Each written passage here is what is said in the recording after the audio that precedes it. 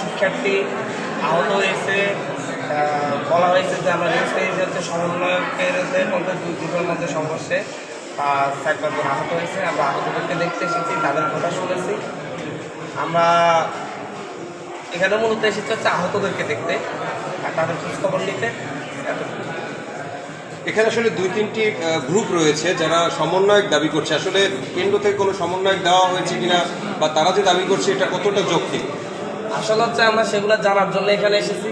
আমরা এখানে আগামীকালকে এসে বিভিন্ন কলেজে বিভিন্ন জায়গায় গিয়ে শহীদদের সাথে সাক্ষাৎ করবো, কলেজে যাবো এবং মানুষের সাথে কথা বলবো। আমরা ইনভেস্টিগেশন করব এখানে আসলে কারা আন্দোলন করেছে, কারা রাজপথে ছিল, আমরা সেই ইনভেস্টিগেশন করবো এবং পরশু দিন আমরা ইনশাল্লাহ আমাদের স্থগিত হওয়া কর্মসূচি আমরা এখানে করব।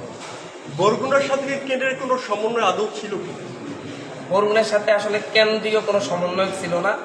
আমরা বরগুনার বরগুনা অঞ্চলের একজন নারী প্রতিনিধিকে প্রাইভেট বিশ্ববিদ্যালয় থেকে যিনি আন্দোলন করেছিলেন, রাজপথে ছিলেন, আহত হয়েছিলেন, আমরা তাকে আমাদের সাথে এই হিসেবে নিয়ে আসছিলাম। বরিশাল বিভাগীয় প্রতিনিধি হিসেবে আমাদের সাথে এনেছিলাম। উনি কোনো কেন্দ্রীয় সমন্বয়ক না। তো ওনাকে আনার পরে আমরা যেটা দেখেছিলাম যে হচ্ছে ওনার ফেস ব্যবহার করে, একজন আন্দোলনকারী ফেস ব্যবহার করে, আহতের একজন ফেস ব্যবহার করে বিভিন্ন গোষ্ঠী সুযোগ নিতে চাচ্ছে এবং এই ফেস ব্যবহার করে বিভিন্ন জন হচ্ছে ইনফ্লুয়েন্স করে ওনাকে বিভিন্ন সুযোগ সুবিধা নিতে চাচ্ছে, যার কারণে আমরা ওনাকে আপাতত আমাদের টিম থেকে দূরে রাখছি এবং আমরা ওই টিমে ওনাকে স্থলে আরেকজনকে যুক্ত করেছি।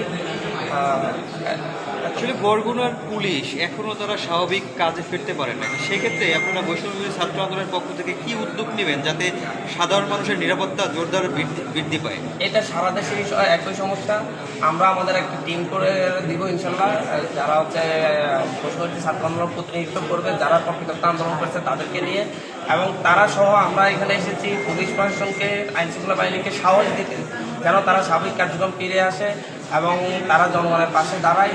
তাদের এখানে হচ্ছে যারা অন্যায় করেছে, অবিচার করেছে, শিক্ষার্থীদের উপর গুলি করছে, তারা তো পালিয়ে গিয়েছে। এখন যারা আছে তারা সব পুলিশ অফিসাররা আছে বলে আমরা মনে করি, ভালো পুলিশ অফিসাররা আছে বলে মনে করি, ভালো কনস্টেবলরা আছে বলে মনে করি, যারা এই সময় আমাদের আজকে আসলে কোনো প্রোগ্রাম ছিল না। যে প্রোগ্রামটা ছিল আমরা গতকালকে স্থগিত করেছি এবং হচ্ছে আমাদের কাছে এখানকার বিভিন্ন বিষয়ের কথা আমার কানে এসেছে। আমরা জানতে পেরেছি হচ্ছে এই আমরা আজকে প্রোগ্রামটা করি তাহলে ঝামেলা হতে পারে, যার কারণে আমরা সবাই নিরাপত্তার কথা চিন্তা করে প্রোগ্রামটা স্থগিত করেছি।